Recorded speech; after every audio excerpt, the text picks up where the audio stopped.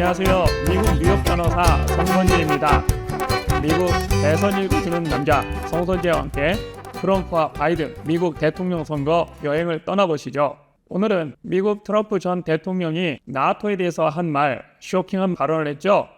나토가 즉 북대서양 조약기구가 방위비를 더 부담하지 않으면 러시아의 푸틴으로 하여금 나토를 공격하는 것을 용인하겠다. 아니 격려하겠다. 이렇게까지 폭탄 발언을 했습니다.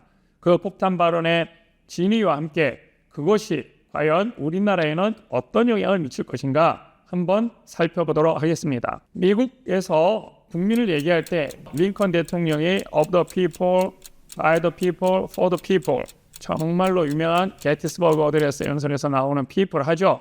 그러나 실제에 미국의 정치와 사회에서 얘기할 때는 people이라는 단어보다는 taxpayer라는 단어를 더 많이 씁니다.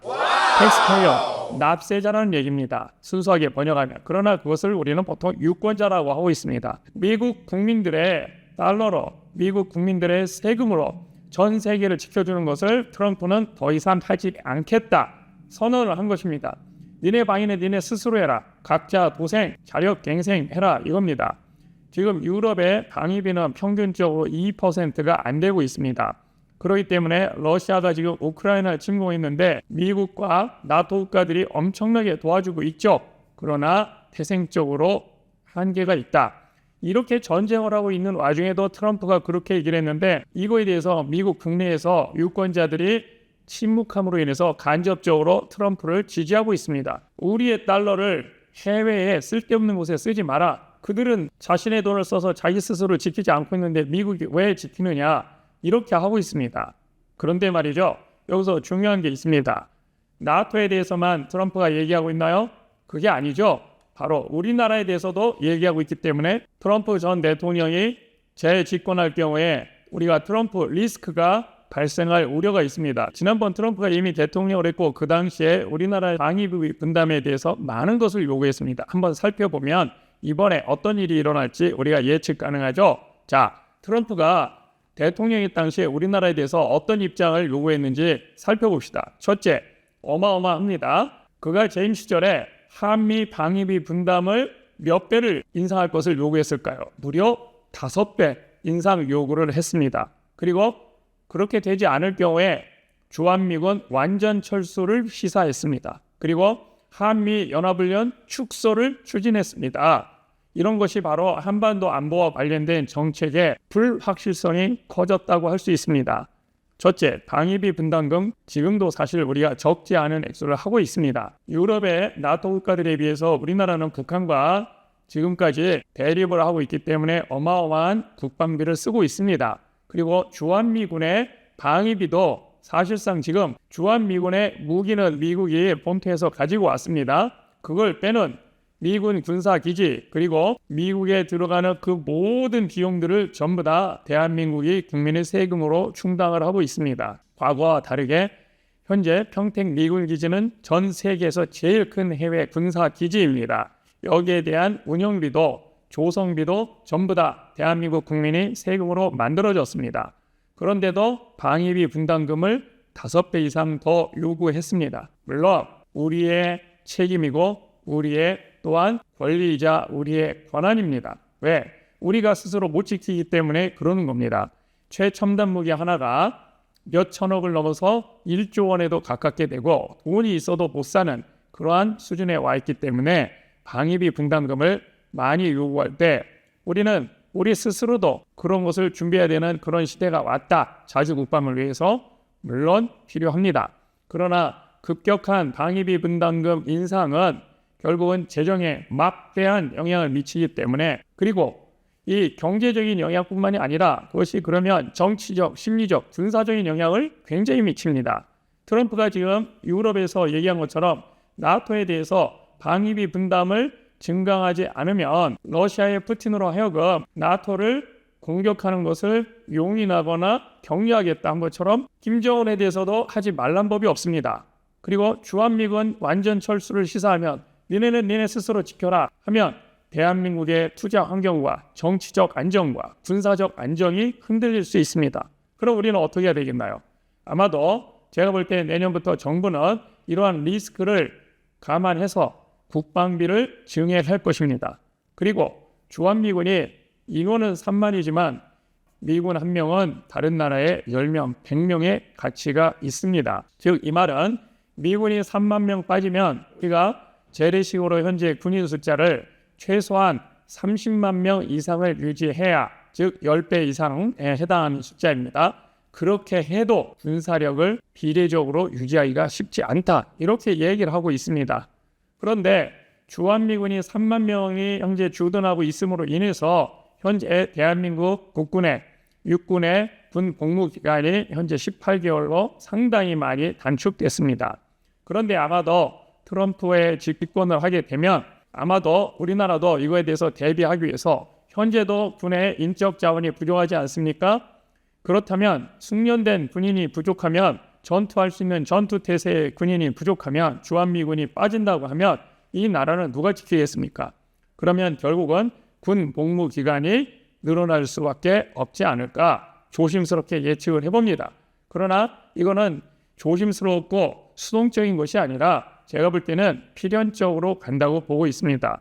이미 다른 나라에서도 우리는 그런 경험을 하고 있습니다. 대만이 민주화되면서 2000년대 이후에 군 복무 기간이 상당히 짧아졌습니다. 그런데 최근에 와서 중국이 대만에 대해서 군사적 압박을 가하자 어떻게 하고 있습니까? 대만도 결국 군 복무 기간을 다시 늘리는 것으로 하고 있습니다.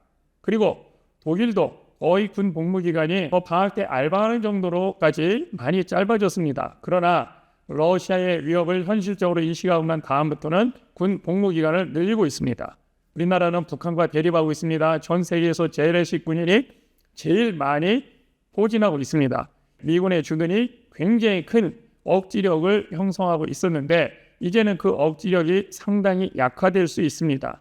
자, 과거의 일이라고 또 일어나지 말란 법이 없습니다. 그리고 그때와 상황이 많이 변했다고 하는데 우리가 대비하지 않으면 그런 상황은 또 올 수 있습니다. 구독과 좋아요. 6.25 전쟁이 일어나기 전에 1949년에 미국의 국무장관이죠, 애치슨이 미국의 방위 라인에서 대한민국을 빼고 일본과 필리핀 쪽으로 이렇게 선을 그었습니다. 이것이 김일성으로 하여금 오판하게 하는데 큰 역할을 했습니다. 그러면 앞으로 우리는 유비무환입니다. 준비를 해야만 그런 일이 벌어지지 않죠. 그리고 역사에서 배웁니다. 그래서 주한미군 완전 철수를 시사하는 경우에 우리는 군사력을 증강해야 되는데 경제적으로 무기도 준비할 뿐만 아니라 군인도 준비된 전투력이 강한 군인을 준비해놔야 그래야 뒤탈이 없어집니다. 무한이 될 수 있습니다. 그러다 보면 현재 군에 가 있는 사람들의 일반적인 군 복무 기간은 18개월입니다. 그러나 앞으로는 이것이 인적 자원도 감소하기 때문에 앞으로 군에 가는 친구들에게는 그만큼 더 군 복무 기간이 늘어날 수도 있다. 물론 그렇게 되면 우리 국민의 예산으로, 세금으로 그들에게 더욱더 많은 보상을 해야 되겠죠. 물론 국가에 대한 헌신과 봉사지만 그 헌신과 봉사가 특정인에게만 부담을 지어서는 안 되는 거지 않습니까? 그래서 더욱더 큰 보상이 아마 이루어지리라고 생각하는데 그 전제로 당연히 주한미군 완전 철수에 대해서 우리 국군의 복무기간이 늘어날 수 있다. 그런 것을 예상해 볼 수 있습니다. 그런 일이 벌어져서는 안 되겠죠. 그러나 안 벌어질 거라는 희망사항만 가지고 준비하지 않으면 그 다음에 더 큰 위험이 따라올 수 있다. 그 다음에 트럼프 전 대통령은 한미연합훈련 축소를 추진했습니다. 왜요? 이것은 바로 북한의 김정은이, 그 이전에 김정일이, 그 이전에 김일성이 60년간 줄기차게 요구해온 것입니다. 물론 트럼프 전 대통령이 북한의 입장을 두둔하기 위해서 그렇게 한 것이 아니고요. 한미연합훈련을 하는 데 있어서는 상당히 많은 경제적 비용이 들어갑니다. 비용이 상당하기 때문에 이런 비용을 절약하기 위해서 그것은 너희 스스로 해라. 여러분 아시다시피 미국의 항공모함 하나를 운영하는 데 있어서요, 한 나라의 국방비만큼 들어갑니다. 그러면 보통 이 항공모함이 선 단위에 한 30여 척의 함정과 함께 같이 옵니다. 이 정도가 되면 한 나라의 국방비만큼이 들어가는 이러한 예산이 소요가 되고 있는데, 그러한 예산이 일어나지 않을 것에 대해서 우리가 니네를 다 지켜주기 위해서 이렇게 돈을 쓸 필요가 없다, 이런 것을 강력하게 지금 트럼프는 주장하고 있는 겁니다. 구독과 좋아요. 바로 어젠가요, 신원식 국방부 장관도 북한의 위성이 돌고는 있지만 통신은 못하고 있다, 이렇게 얘기했습니다. 그런데 그 이전에는 위성 발사가 실패했다고 얘기했습니다. 그런데 어제 일본의 과학자들이 그걸 공개했죠. 위성이 우리나라의 남부, 대한민국의 남부 지역을 다 관찰했고 일본의 주1 미군의 군사기지도 다 찍은 것 같다, 그리고 제대로 작동하고 있는 것 같다, 이렇게 밝히니까 대한민국 국방부 장관이 그거에 대해서 간접적으로 절반을 시인했습니다. 북한의 군사 당국과 그것이 소통이 되고 있는지는 잘 모르겠다, 이렇게 했는데 이미 외국의 관련 기관에서 그것을 인정하는 것을 발표했습니다. 이만큼 북한의 재래식 무기뿐만이 아니라 북한의 첨단 무기가, 우리가 상상할 수 없는 무기들을 지금 매일 TV를 통해서 보여주고 있죠. 잠수함에서 대잠 핵 미사일도 쏜다고 하고 있습니다. 우리는 그걸 뻥이라고 얘기하고 있지만 계속적으로 기술이 발전하다 보면 그거에 대해서 부정할 수만은 없죠. 그리고 그거에 대해서 우리가 대비를 해야 되겠죠. 그렇다면 엄청난 군사비를 지출해야 되고 그것이 현실화돼 간다면 우리는 준비하지 않을 수 없습니다. 그래서 잠재적으로 군 복무기간도 늘리는 것을 검토할 수밖에 없다. 그렇게 된다면 현재 하고 있는 군인들에게는 해당되지 않겠지만 앞으로 내년 이후에 있어서는 군 복무기간도 늘어날 수도 있다. 트럼프가 만약에 당선이 된다면. 여러분, 자, 미국의 대통령 선거가 바로 우리나라 젊은이들의 군 복무기간에까지 영향을 미친다. 역시 미국의 대통령 선거 관심을 가지고 지켜봐야 되겠죠. 자, 다음 시간에는 그럼 과연 미국의 대통령 선거가 우리나라의 주식시장과 또 경제에는 어떤 영향을 미치는지 살펴보기로 하고요. 오늘은 여기까지 하겠습니다. 재미있고 유익하셨다면 좋아요와 구독 꼭 부탁드리겠습니다. 감사합니다.